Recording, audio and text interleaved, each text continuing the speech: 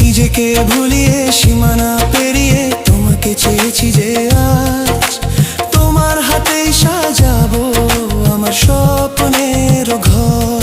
আমি তোমার প্রেমে পড়ে দুনিয়া ভুলে গেছি।